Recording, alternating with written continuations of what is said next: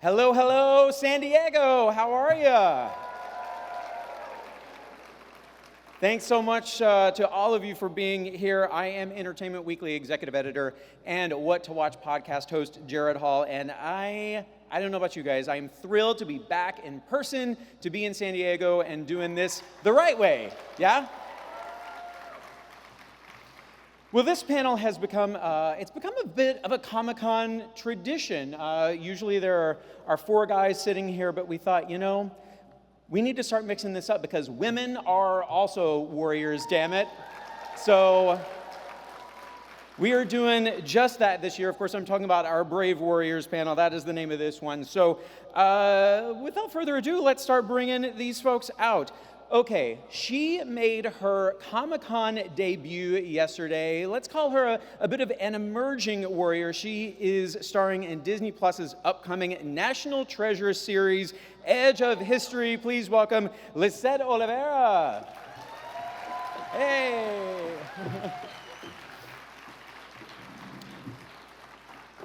Next up, this guy has been immersed in the world of vampires for the last few years or so as the human familiar Guillermo who discovered he comes from a long line of vampire hunters. Please welcome Harvey Guillen. Hey.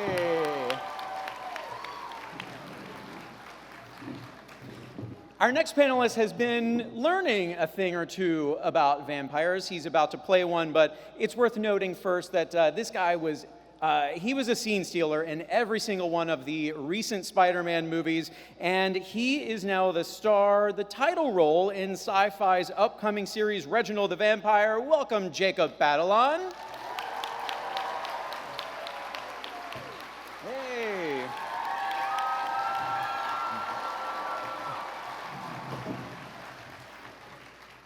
And last but certainly not least, you know her, you love her as Lois from the CW's Arrowverse shows, and for the past 2 seasons as one of the title characters of Superman and Lois. Please welcome Elizabeth Tulloch.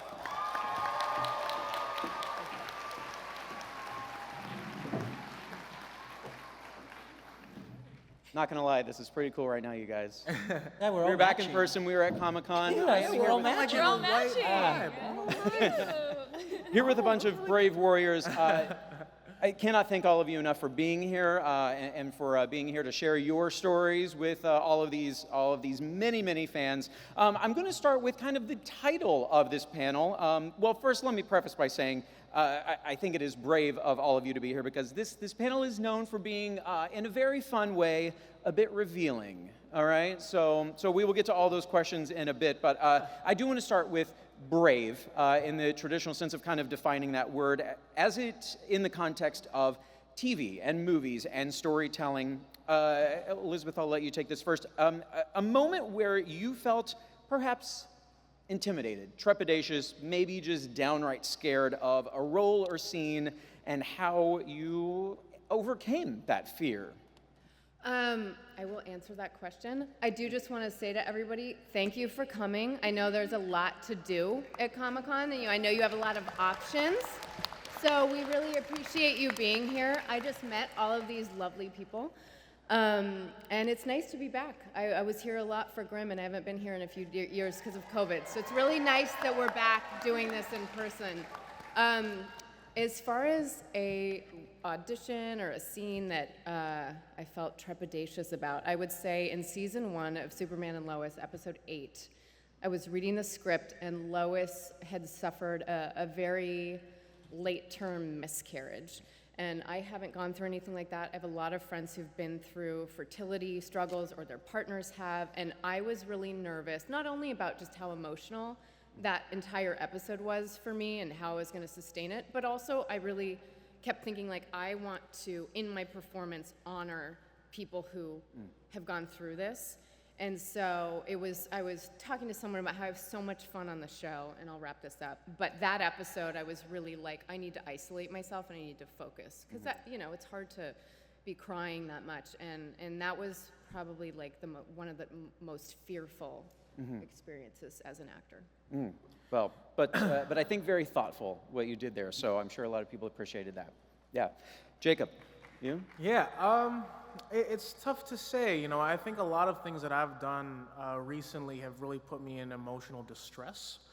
But in terms of work, I would say at the end of Spider-Man 3, when we were all very emotional, I think that was a very heavy thing for us to deal with.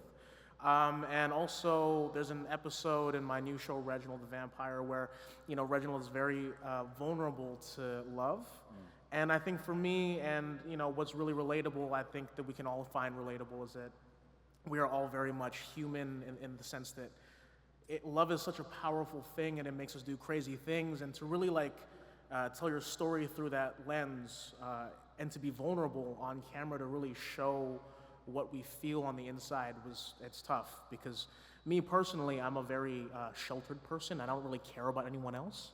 So to pretend to love is difficult as well. Harvey? I think for me, I think playing Guillermo has had some really vulnerable moments of being honest with yourself, and that's always hard, I think, in general for us as humans, just to be honest with ourselves and what we want and what we aspire to, and sometimes even questions of sexuality, which was close to me in a way where life was imitating art in a way, and it was just so seeing Guillermo's trajectory of questioning a lot and not talking about, because he doesn't kiss and tell, as he says all the time, is because he's afraid to be honest about what he might be into or what he prefers or what his sexuality is. And so that's been kind of a struggle.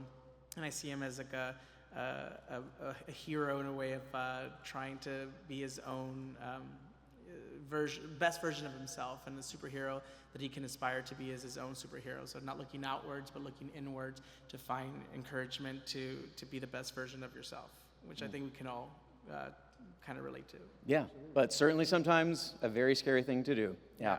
And Lisette, for you? So, you know, obviously stepping into the National Treasure world was a really big responsibility.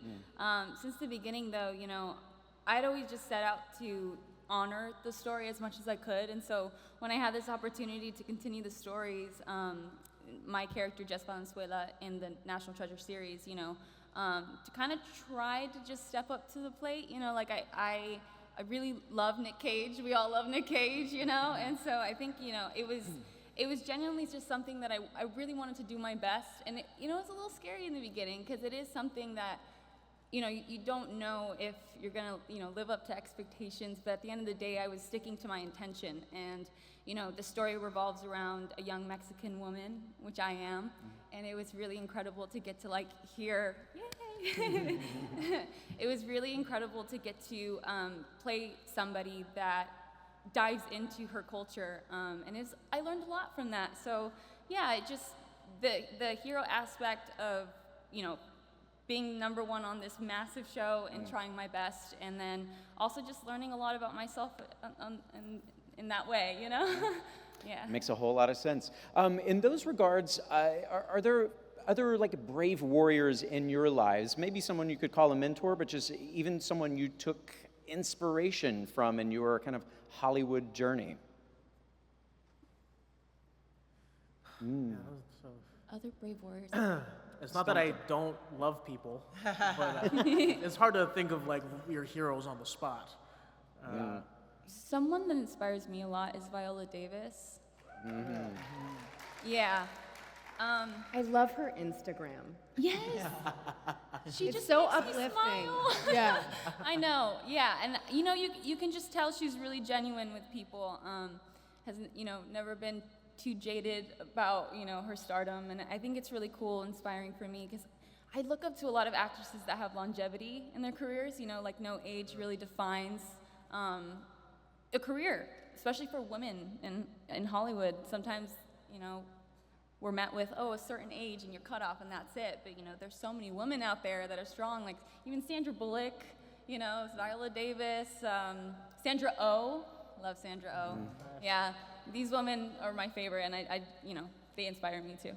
Yeah. I just watched Everything Everywhere All at Once. Oh, And so I think good. Michelle Yeoh is like the greatest like female artist like as like a martial artist, because she wasn't a martial artist, she was like a dancer. And so she like took every fighting scene as like a choreography lesson. And like just to see her kick ass is like, I'm in love with that stuff for sure. I would say my husband, David Gentoli, he was on Grim with me. He sometimes will be saying something, and if we like hear the other ones start to, kvetch or something, we say to each other, "Be George Clooney." Because when you are in a leadership position on set, and people are working long hours, and the crew is there before you get there, and they will be there after you go home, and they're not being paid as much as you are. It is so important to have a good attitude and to be professional and like go to your mark when they call for first team, and to just always have a perspective of gratitude and kindness. And so as far as like, I don't know if it was anyone necessarily, as an actor who I wanted to emulate, but like I do think about that a lot, and Tyler's the same way, which is wonderful. But it really is to just like always remember gratitude and to be professional. Yeah, that is definitely worthy of some applause there. Yeah, Harvey, you have an answer on that one? No pressure. I had a couple. Growing up, I would like see myself in like Wilson Cruz. And just seeing someone who was Latine, so inspiration from that, but also grew up watching like Cantinflas with my dad. So, so I watched Cantinflas, and that was like, any Cantinflas fans out there? Yes. And his comic, timing and physical comedy. And then as I got older, I started watching stuff like my first Peter Jackson film was Heavenly Creatures. Did anyone watch Heavenly Creatures? Yeah. And I just fell in love with Melanie Linsky and Kate Winslet. Well, I'm so happy to see like what is happening to her right now. Oh, I just got to meet Melanie Linsky this year at the Critics' Choice, and she came up and she was like the most loving. She was like, "Oh, I'm a big fan of yours." I was like, like I was like gushing over her, and I didn't let her finish the sentence. I think she probably thinks I'm weird now, but she was so lovely, and it blew my mind to think that I was like, I remember watching this movie every day after school, and like I thought they were the most amazing actors, and their chemistry together in that movie, and to find out that it was based on true events. It happened in New Zealand. It just blew my mind, and it inspired me to be an actor or become a better version of what I thought an actor should be. Yeah. So different inspirations. Yeah, makes a lot of sense. I just want to let you guys know we are definitely going to be taking questions from you. We'll do that about the last 15 minutes or so. So I don't know if there's a place to line up or how that's going to work, but you know how it works better than I do. Is there for each of you, I'm wondering, as you look back on your youth, which for all of us was not all that long ago, a moment that you pick as like, you knew then and there in that moment, this career, acting, performing, storytelling, that's the thing for me. Yes. I remember watching Annie when I was around 5 or 6, and I was watching Annie on TV because my mom, lovely woman, single mom, working several jobs, and we were pretty poor, and I thought it was a new TV show. So I thought this was a new TV show, but it was a movie that was playing over winter break. So I was like, what is this new show, Annie? The new show, Annie? And I remember watching the show and telling my mom I wanted to be that. I was like, Mom, I want to be that when I grow up. I want to be an orphan.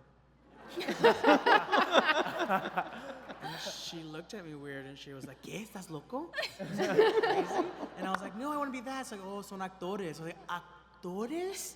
And she's like, yeah, they're actors. I was like, I want to be an actor. And she was like, oh, but there's no money for that. And I was like, you need money to play poor on television? And then she's like, no, what I mean is you need dance classes and voice lessons and acting. And I was like, well, I want to do that. And then I got really discouraged, and she saw that in my face, but she didn't let me get discouraged. She said, I didn't say you couldn't do it. I said, we don't have the money for that, but if you can find your own way, you can do anything. And so I just had to find my own way.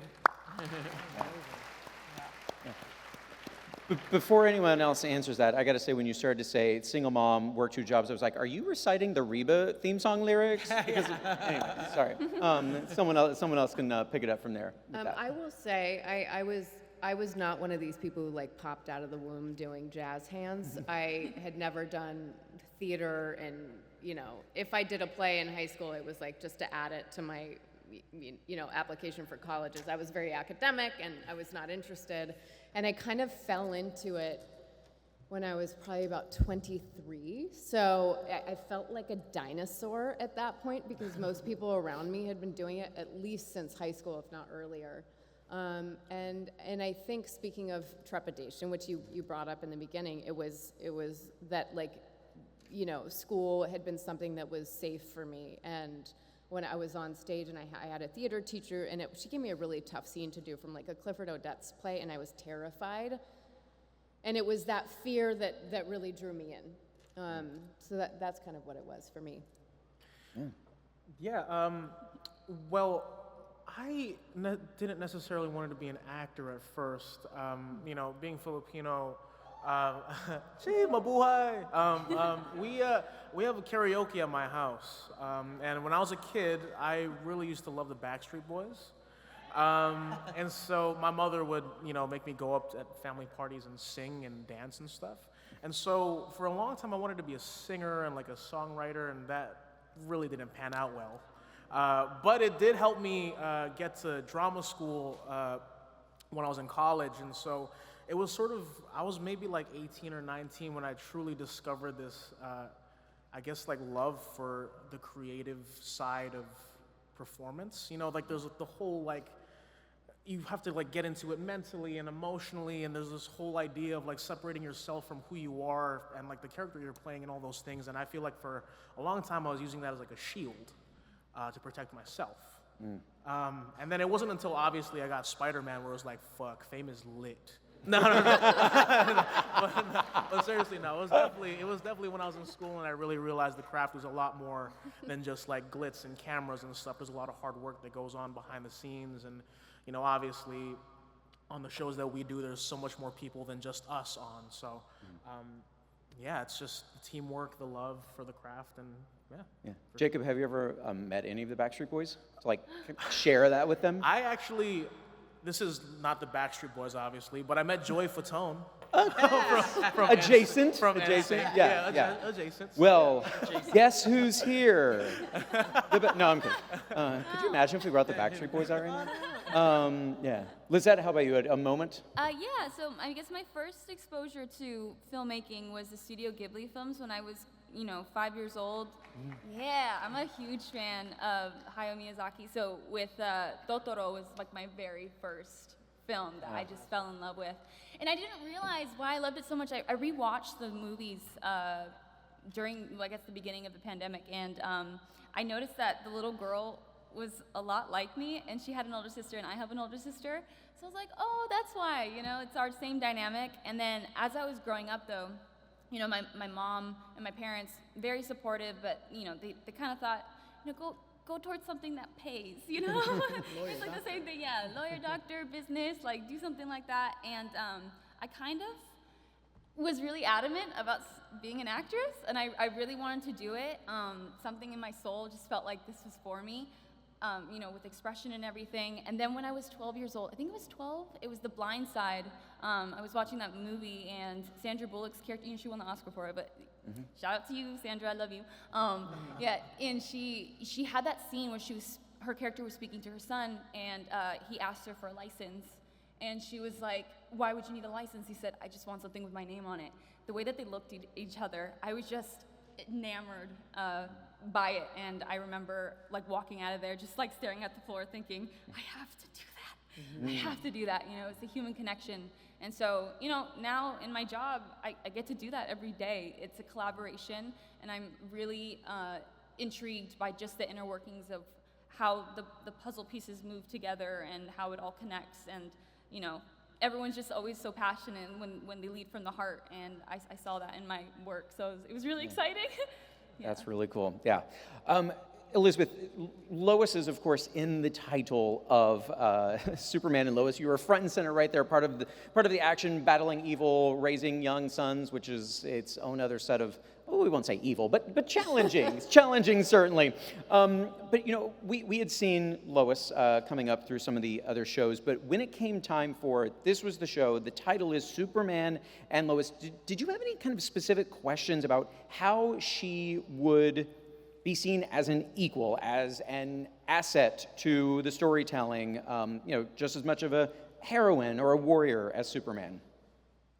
Not necessarily, because I think I always viewed her as an equal in her own way, as somebody who is equally powerful, just in a different way. Yeah. And Lois Lane, someone correct me if I'm wrong, but I think she was introduced in the same comic that Superman was introduced in back in like the late 1930s. And this is a woman who was always extremely uncompromising and determined and career-oriented at a time in history when women weren't necessarily being portrayed that way. So to me, she's always been, and I think that's part of how I play it with Tyler. Like, we are absolutely equals, and the marriage, and I was saying this earlier today, I'm like, this is not a marriage that's codependent. They are choosing to be together. They don't need each other. And there's a tremendous amount of respect for them. So I think it was more just a question of like, how are you going to involve her? Does she still get to be a journalist? And Todd Helbing and Greg Berlanti had just had such a clear vision for what the show was going to look like, and at its core, the VFX and the set pieces and all of that. Yes, of course we have that, and it's wonderful, and the show is beautifully shot. But at its core, it is a family drama. So the mother is no less important than the father, yeah, I just trusted them. Yeah, it was the groundwork was laid. Yeah. Yeah. Jacob, as I mentioned, you being a scene stealer as Ned in the Spider-Man. Please go on. Yeah, I will. Yeah. But was there anything specific from your experiences on those movies that you wanted to kind of capture and bottle up to take to your experience as first time leading a show as Reginald the Vampire? I feel like I was very blessed and lucky to have been working with people who've been obviously very well established in the industry. And there's a lot of like unspoken things that I obviously had learned just by watching them operate. And really it's something that Elizabeth was just saying earlier about how like when you're like leading something and like people look to you for leadership, you have to really, even though you're like down on that day and like people are looking to you to like finish the work, you really have to just the high energy and like keep everyone excited and motivated and wanting to be working with you and working with each other, because don't get me wrong, set can get really, really hostile really quickly, especially because I'm such a diva in real life. It's just really just being the leader and really taking charge and really understanding that there's a job to do, and if we all work together, like, it'll be amazing. And I'm really proud of my show, and I'm really proud of the work that my team has done to really make me look good, because there was a lot of days where I didn't look good. But yeah, it's really just setting the tone and really being a leader and knowing that there's a time and place for work and there's a time and place for play. So, Yeah.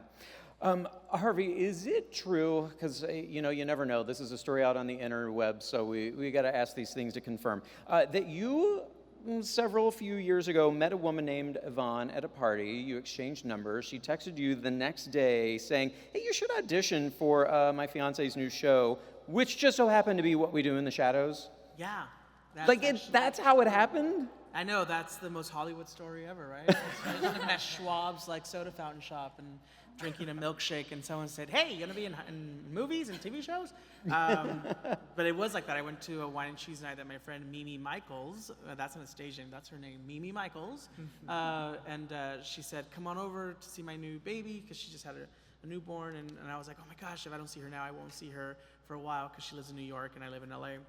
And so I went to this wine and cheese night, and it was her family who I've known for years, and there was this woman there who I've never met, and her name was Yvonne, and we didn't talk anything about, the business, which usually in LA people do all the time. We didn't. We were just having a good time, having cheese and crackers and wine, lovely, lovely wine. And then the next day I get a text from an unknown number, and it was like, hey, it's me. And I was like, who's me? It's me, Yvonne. I was like, hey, you.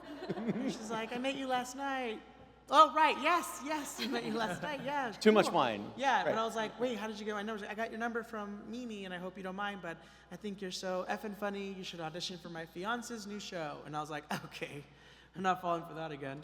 And I was like, no, thank you. And it's like, no, I'm serious. I was like, okay, what's the show? It's like, What We Do in the Shadows. And I was like, the movie? And it's like, no, it's a TV show, but you gotta hurry because they've already cast everyone except for this role.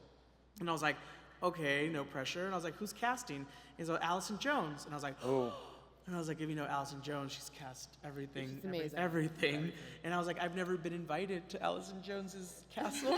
And I was like, I get to go to Allison Jones? And they're like, yes, because you met someone at a party. And I was like, I'll take it. And then, so I read the script, and Guillermo was not right for me. He was 20 years older. And I was like, no! And I was so like heartbroken, but I was like, nope, that's okay, because I'm gonna impress Allison, so I'm gonna look older, and I'll look like the character, which I never do. I don't know if you guys ever dress up for an audition. Like, I try to get elements of what the feel of the character is, but not like dress up. So I got these Harry Potter glasses, and I popped the lenses out, and I parted my hair in the middle, because I didn't know any Guillermos. The only one I knew was Guillermo del Toro. And there was a picture of him in his book of monsters where someone had drew him with a parted hairdo and curled to the side. And I was like, that's it. So I parted my hair, curled it to the side, got the glasses, popped it out, got a nasty brown sweater vest and a long sleeve orange shirt. And I was like, if this doesn't make me stand out, I don't think anything will. And I got to the audition, I was like, I'm here to meet Allison. And she's not here. No, I'm here to meet Allison. I met a girl at a party last night. And they're like, okay. And they're like, but we're going to see you anyways. It's a complimentary audition, so they put the microphone on me. And this also goes along with the most embarrassing time I've ever auditioned, because they go hand in hand, because they put the microphone, I'm ready, I'm like, okay, well, at least Allison's going to see this. So I remember doing the audition, and I don't remember doing the audition, because I remember when it was done, I was just looking straight at him, and he looked at me and he said, Harvey, you're done. And I was like, thank you. And I was like walking out. He goes, Harvey, wait. And I thought he was going to say, you're going to Hollywood. But he goes, Harvey, wait. And I go, yes, the microphone. Oh. And he takes off the mic off my collar. I was like, thank you so much. And I walked Did you think out. it was American Idol? You were going to get like a golden ticket? I thought it was. And They're like, yeah. Harvey, wait. I'm like, yes, the microphone. Just took it off of me, and it was the most embarrassing audition ever. So I thought I didn't get it, and I walked out. And I wanted to meet Allison so bad, and I was like, I didn't meet Allison, so I was outside, and my agent called, was like, how'd you do? And I was like, I think it went well, yeah, it was really good, yeah. And it's like, what did you do? And I was like, I don't know. And then an hour passed, and they had shown it to Allison, who was in London auditioning for Guillermo's, and they had seen it. FX had seen it. Taika, Jermaine, Paul, Stephanie, everyone had seen it. They had all voted unanimously to test me with Kayvon. I never tested with Kayvon. I never heard back. On a Sunday afternoon before they started production on Tuesday, I got a call from Jermaine and Taika, and it was like, hey, is this Harvey? And I was like, yeah. And it says, hey, it's Jermaine and Taika. And I was like, hi, are you supposed to test for you? He's like, no, you're it. We'll see you on set. Oh. And I was on set Tuesday for a fitting, and Wednesday we were filming. Wow. So amazing. Awesome. So always go to Wine and Cheese. But I was gonna say, like, is there I don't know, like, about a lesson learned from that, because it feels so untraditional. Yeah. That has it like skewed all of your other thoughts about how you? I don't think there's a formula. I don't think when people ask me, how do I get into acting, or how do I get to a certain level, I don't think there's a formula that you can teach anyone. No one teaches you. It just happens. The trajectory is different from everyone else. And I was playing by the book for so many years of like, this is the way it's supposed to do. And then I go to Wine and Cheese night that completely changes my life, overnight. And it just, I think just to be open in general, just to be open to any possibility. Yeah. And I think that's the magical part of Hollywood, is that anything's possible. Yeah. Yeah. So. Have the rest of you ever gone to auditions and done anything that maybe like strayed from, the character description, the sides, because you were like, no, I'm going to make this my own, and it worked and paid off? Or maybe the opposite, you're like, oh, that failed miserably? I think it's the failing more than I think people are way more impressed when you fail impressively, though, for sure. I'm so on the spot now. I can't even think of a funny story. Harvey's story was so hilarious. I just think it's about, I think sometimes when I've had auditions, like you kind of, there's this, to an extent you have to ignore it and just make it your own and make bold choices. And if you're way off, which you often are, that they'll tell you. And sometimes you walk in the room and like, you were just not what they are looking for. And then like when I auditioned for Grimm, it was a similarly very quick thing, and I got the audition on like a Tuesday night, and they're like, you're auditioning for producers Wednesday. If they like you, you're testing for studio Thursday and network Friday. And I was in the middle of a test deal for a different show that didn't get picked up. So, so I'm reading it, I'm like, this pilot script is really good. But I go in anyway, I'm like working, I made choices, because that's all you can do, and like go in and do your best. And I went in the room, and there's like 10 people in this just producer session. And I did the 2 scenes, and they were like, thank you. Yeah. And I kind of was like, wow, I really like felt good about that, but I guess I am just really not what they are looking for. And then 2 hours later, if even, Sean Hayes, who was executive producing it, like Sean Hayes of Will and Grace, called my agent and was like, she's testing tomorrow, she is perfect, tell her not to change a single thing. And so I would absolutely not, I did not get that vibe in the room. I got the vibe of like, see you, don't let the door hit you on the way out. So you kind of just never know. Well, and that's, speaks obviously to the profession as well, that it's I guess this happens in a lot of jobs, a lot of professions, that validation is a really important part of life. And certainly when you're doing your job, you want to know you're doing it right. But I've heard a lot of people say, it's the auditions that you go into and think you bombed are the jobs you book, and vice versa, where you thought you nailed it, and those are the ones you don't get. And it feels maybe like a kind of universal truth. Honestly, no. I'm happy to hear that. I would think that, I think from my experience from auditioning, it's straight up like, and this is like an insider trader secret I feel like that I've just learned about, but casting directors don't know what they want until they see it. So if you were ever like in a situation where you feel like you don't know what you're doing, just go for it. Like what Elizabeth was just saying, just make the boldest choices, because it could be your one shot for sure. Yeah. I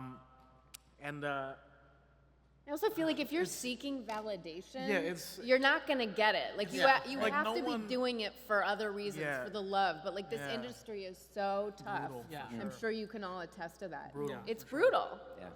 I'd also like to add, when I was doing when I was in the casting process for National Treasure, it was all done over Zoom.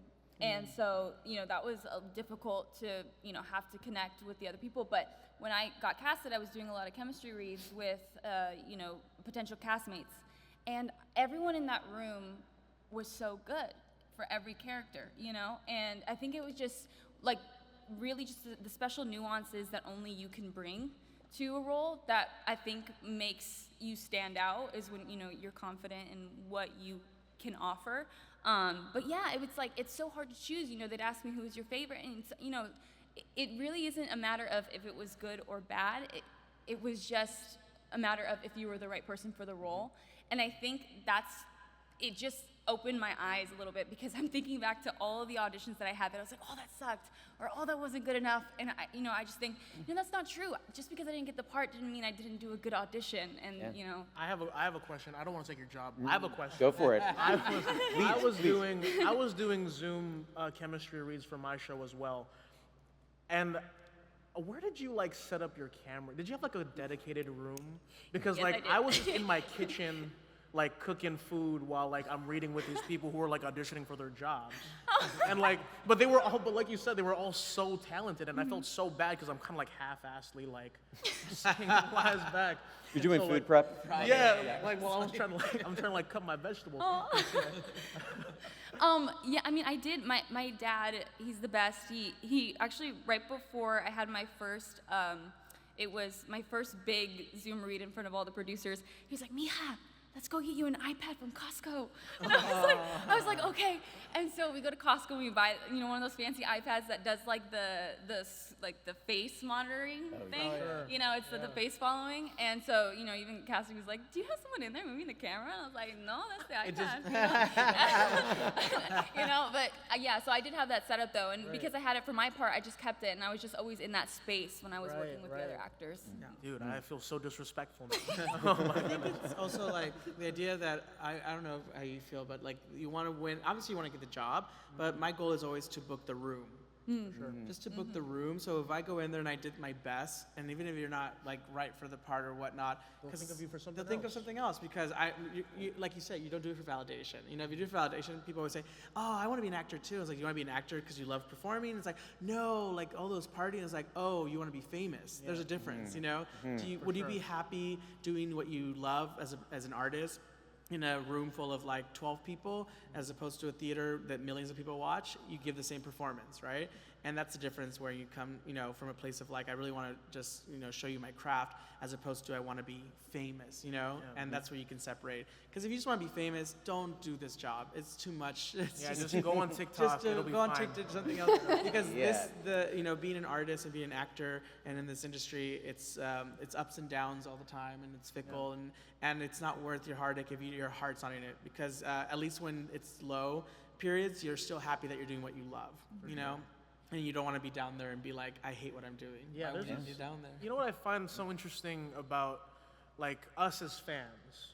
I feel like we are so accustomed to assuming that like it's interchangeable, being famous and being an actor. But like being a celebrity is a completely different animal from being like you're working in the trenches every single day, auditioning every single day, working on shows where people may not know about it all the time, but it's because you love it, because like you know it's a thing that you're passionate about. That's like a completely different story from like, oh, I just want to go to like red carpets and blah, blah, blah, and party on yachts. And I think that as like a young person, like coming up in the industry, I absolutely thought that way in the beginning, for sure. I was like, oh my God, this is about to open up so many doors for me. And then when the doors opened up, it was like, all right. Like it wasn't like as fulfilling as like being an artist and truly like opening yourself up to the world and really being vulnerable with people and being creative in the same space with people who are just as passionate. It's just two different feelings, for sure. Yeah, very well said. All right, we have come to that portion of the program. We are breaking out some questions that are our Brave Warriors panel tradition here. Are you all ready? Okay. Ready. All right, I'm going to hit you first with this. What is your most embarrassing Hollywood moment? Dun dun dun. I missed the question. I'm so sorry. Way to dodge it. Way to dodge it. Your most embarrassing. That might be it.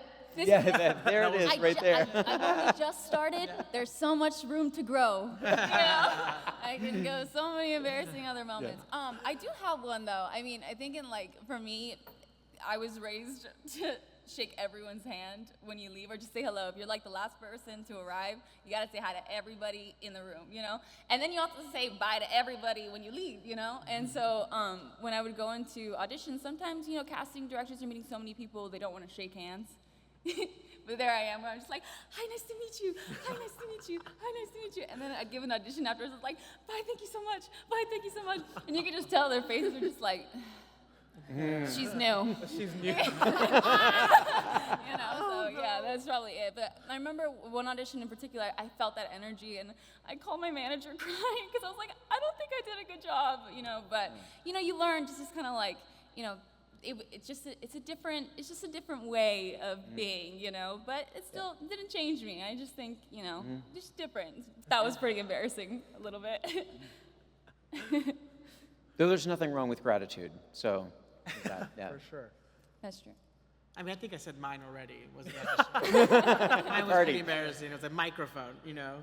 That was pretty embarrassing. But yeah, no one teaches you those things because, you know, you can go to school and the best schools in the world to get your, you know, thespian degree, and then you go to an audition, no one tells you that. Don't shake the casting director's hand, you know. It's like, oh, okay. So there's things that you learn along the way that's like trial and error, but I think it's good. I think it keeps you on your toes. And what if everyone knew the answers and everyone would just, you know, just be doing whatever they want, I guess. But yeah. My mom, I at the premiere for Spider-Man: Homecoming, Michael Keaton was like complimenting her, heavily, and my mother, like, bless her heart, she doesn't know anyone, and so like she was so hyped from like being there, she just totally ignored him. And it wasn't until after that my sister had told her what she'd done, she was like, "Oh my gosh, I'm so sorry." And she ran up to him and said, like, apologized so deeply. And like, thankfully he wasn't mad that day. But he was just so like enamored by her. And even the fact that she ignored him, he was like laughing at that. So I'm so glad he didn't beat me up that day. Do you have one?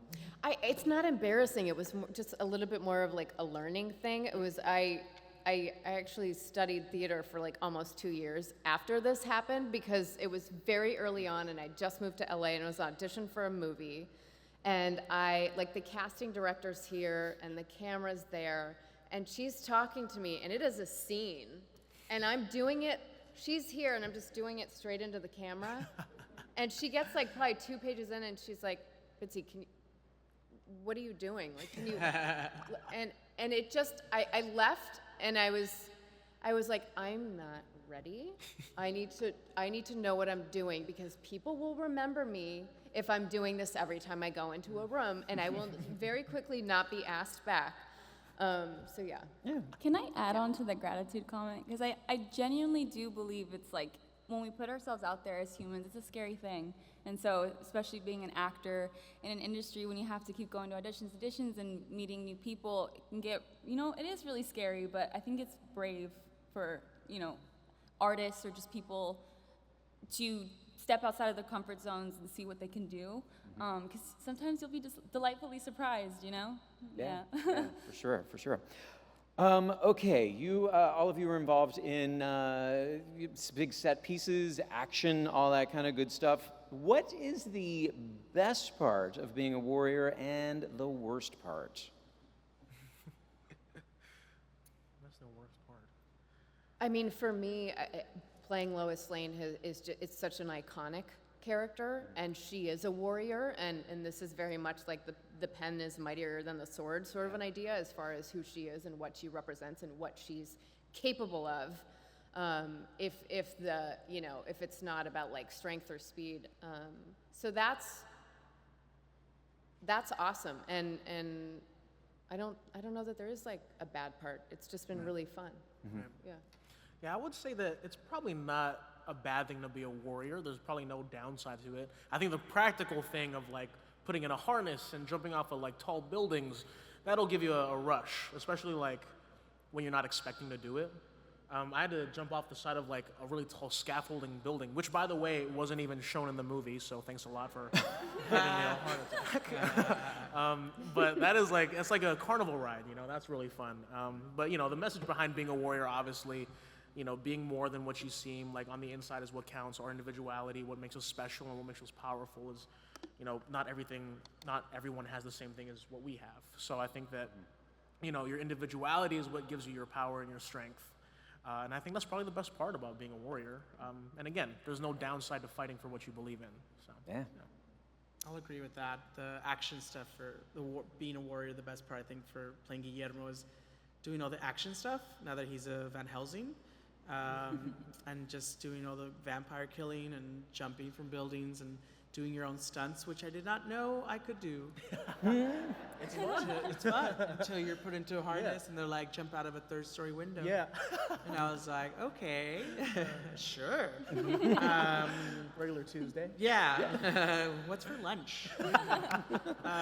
But just doing all that stuff is really fun and exciting, and it gives you that rush and adrenaline. And it's a downside for being a warrior in the character sense in Guillermo is the neglect of his personal life with his family and his loved ones. Sometimes things take a backseat, and while you're protecting someone else, people you love slowly disappear or become distant, and before you realize it, 13 years of your life have gone by. And you've missed a lot of quinceañeras and birthdays, and then you look back and you've protected tons of ungrateful vampires, but you've missed your mom's birthday several times, and so that kind of toss up of emotions is kind of hard. So being a warrior is really cool in that sense. And then there's also like with great With great power comes great tacos. tacos. Great tacos. Yeah, I'll also add on to that. I think, I guess to start, the bad part about being a warrior is like the circumstances that you're faced with on the day to day. Because most of the times, when you're a hero in your own life, right, like you're faced with certain life chance or whatever that so happens to be that you don't really ask for or intend for. And so, for my character, Jess, she's a dreamer, and that's, another form of life that, she never asked for, and that's just not all she is. So the best part about being a warrior is you get to, like, prove to yourself every day that you are worth more than the challenges that are presented to you in life. Yeah. Yeah, that's great. All right. Well, I want to say this really quickly. I thought about this just in case this resonates with anybody else in the room, because when Jacob was talking, I was thinking of this thing I saw on Instagram once that I loved. So someone might think, oh, that's a little cheesy bitsy. I think it's beautiful. And with all the warrior talk, the quote was, "Courage does not always roar. Sometimes courage is the quiet voice at the end of the day saying, I will try again tomorrow." And something about your answer reminded me of that. Thank you. Yeah. See? Yeah. Thanks. Yeah, that means a lot to me. I was just saying a lot of bullshit, but thank you. I take it back. All right, one more here before we start taking these audience questions.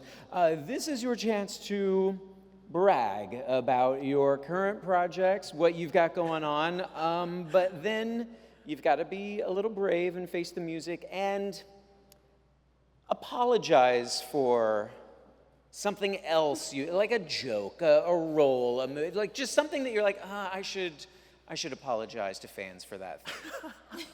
I feel like, Jacob, maybe you've already apologized to people who you had to screen test with while you were cooking. Yeah, for sure. I definitely owe them a lot of lunches and dinners, for sure.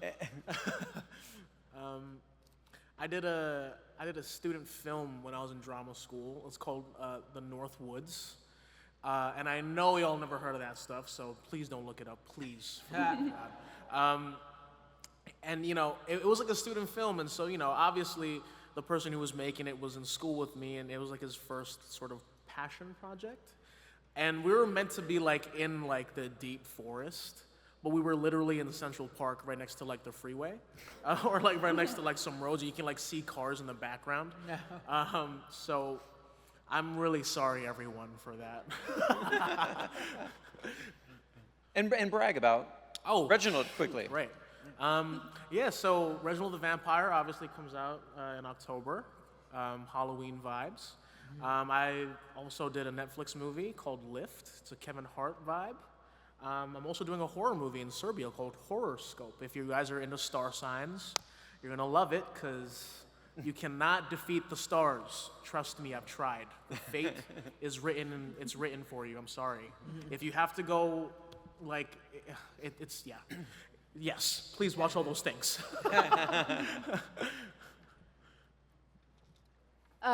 I am Superman and Lois. I'm going back up at the end of August, back to Vancouver, Canada, to start filming season 3, which is going to be really exciting.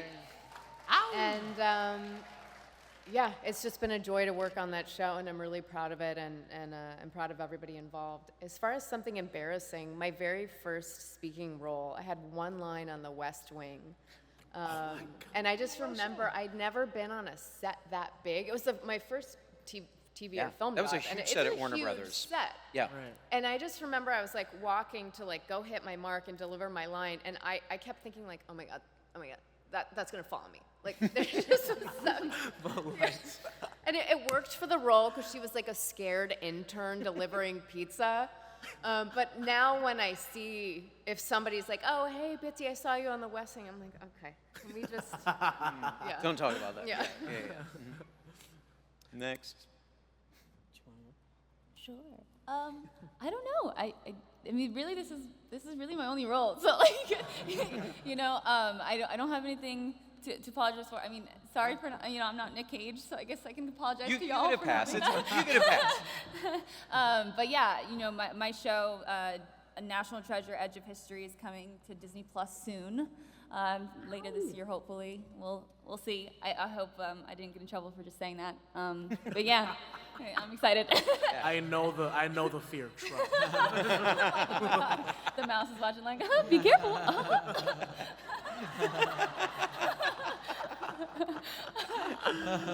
Factual. My embarrassing. Oh, it kind of relates to your, like, one of my first gigs ever was a 2-line speaking part on a Sweet Life of Zach and Cody. Oh my God! Wait! Time out. Yeah, don't get excited though. Wait. Don't get too excited. And I was so excited, and I was like, oh my gosh, there's gonna be a line. And at the last minute, they cut the lines, and then they just used me as like glorified background. And I was just like, but it was a learning experience. So to this day, that's on TV, and people are like, did I see you, Dude, in the back of like the twins, and you were in the back with the mom and just bobbing your head to the song? And I was like, so I'm sorry for that. I'm not sorry that I did it though, because it was a learning experience, and I was super excited, and it made me really kind of learn stuff on set, like know what's back to one and on your mark and all those things. So I don't take that back, but I was heartbroken because I was like, no, because I told everyone about it, and then when the episode came out, I was like, here it is, here comes them. I think actually they need to apologize to you. They should apologize to me. No, please don't get mad. But that's the most embarrassing one, I think. But things to promote. We just got picked up for season 5 and 6 of What We Do in the Shadows. Yeah. So we go back to Toronto in the fall to shoot. And Harley Quinn new season comes out where I get to play Dick Grayson, Nightwing. So Nightwing. That comes out. Actually, the screening was last night for the new season. Some of you saw it, yeah. And then Puss in Boots, the new Puss in Boots comes out at Christmas. So a couple things to look forward to. That's exciting. So, yeah. All right. We have some questions from the audience. I believe we have someone right here in the middle. There you go. Hello. Hey. Oh, but I say, Harvey, I loved you, and Zoe's, by the way, as well. Oh, thanks. My question is for the panel. If you guys could pick any iconic warrior from film, TV, or movie, or comic book that you could do with unlimited budget, what would be your choice of this is the person I'd love to bring to the screen or TV show? I don't know if you guys know this movie. It's called Warriors of Virtue. A shout out. Okay, so basically the premise is that it's like these 5 kangaroos, right? Okay, stay with me. It's really good. Okay, these 5. They're like in this like alternate realm of like Tao, and they're like martial artists, and they like all have the power of like an element. And when I was a kid, I was like, gosh, those kangaroos are so badass. Like, I would any money I would make it to be the star of that movie. High key. Please look it up and watch it, everyone. I think I want to do like a live action. I mean, I'm thinking of like my childhood of like watching like cartoons and like a live action version of like Gummy Bears. Oh my God, can I tell you, I was just thinking about the Care Bears. Right? I was like, oh. Like, can we do 'Cause, that? yeah, somebody asked me, like, what was the first show you were really into earlier today? I'm like, well, the Care Bears. Care Bears, yeah. Gummy Bears, Darkwing, all of those cartoons to come live action. A limited budget, that would be great because they can do all of those and that'd be fun. But yeah. Oh yeah, we have Blue Beetle coming out next year. Ooh. Yeah, Blue Beetle. Make that into a series where we can just consistently work on that nonstop. That'd be great. Hero. I'm really interested in Marvel's. I'm a really big Marvel fan. I don't know if they've adapted White Tiger as a female character yet. Right. Yeah. Yeah. I would love to play a female version of like White Tiger or something. That would be cool. With unlimited budget too, maybe we can get real claws. Not real claws from animals. I meant it like nails, y'all. No I meant fur like too. Okay. Vegan vibes. Anyway, I'm done talking for the day. It's a good clarification. Thanks for getting that in. All right, next question. Thank you for that. Next question. We have time for one more question. All right. All of you are great, but I'm especially a big fan of yours, Harvey. I'm so excited that Serendipity brought you to the role of Guillermo because I can't imagine anyone else playing that role. Oh, thank you. And I just wanted to know who's been your favorite guest star and your favorite scene to film? Ooh, that's a tough one. We have a lot of great, we had Kristen Shaw guest stars first season, and then now she's kind of recurring a lot, which I love, because I love her. Man, that's hard. Nick Kroll was a great one. I can't say who's on this season. I almost slipped. Nice try. I see what you did there. I almost said their name, and I was like, so I get in trouble again. I can't say boat. I will say that some of our old-time favorites come back to visit. So I will say that. But if I had to pick, I love Kristen. I love Kristen Shaw. She's my favorite, so I would say I'd pick her. Yeah.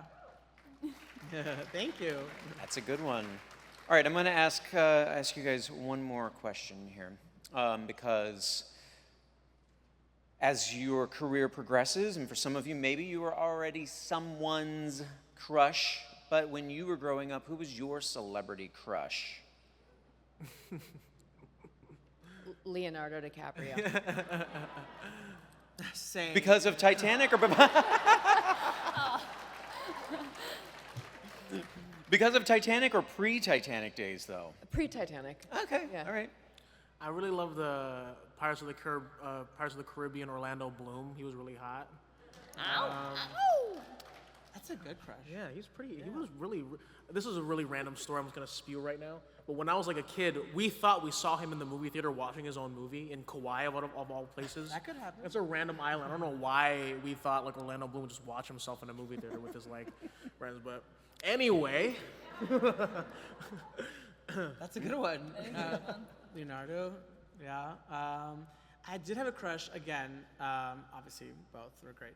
But I did have a crush also. Maybe because I was so enamored with her acting. Was Kate Winslet, just like in Heavenly Creatures. But I did have a crush on Joaquin Phoenix. Joaquin Phoenix, another one. Jesus. Yeah. So you like Super the talented. like dark and brooding. Yeah, he's like the. Yeah, He has to have a type. Right. I'm like blanking on his name because I'm nervous. But Oh, which one? you guys, I'm blanking So on like his the name Bat- 'cause which I'm Batman? nervous. Which one? The newest The new one? one? No, Batman Returns? Christian Bale, not Christian Bale, although he's awesome. Name too. them all. Michael Keaton, Christian Bale, George Clooney, George Clooney. Val Kilmer? Val Kilmer, Val Kilmer? No. Robert No, I'm Pattinson. sorry. No, Robert no, Pattinson. I'm sorry. He played the Joker. Heath Ledger.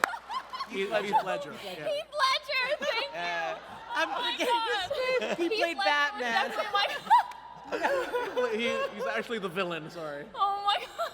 I You had the just movie, suck. All right, remember the right? embarrassing moment question? That was that.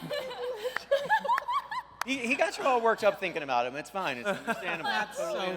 understandable. But yeah, he's very handsome. He's very handsome. I mean, but the question is, did you have a crush on Heath Ledger or Heath Ledger as the Joker? I think it was Heath Ledger. I liked his vibe. My thing is that I feel like I'm toxic because I like that crazy shit. Oh my God.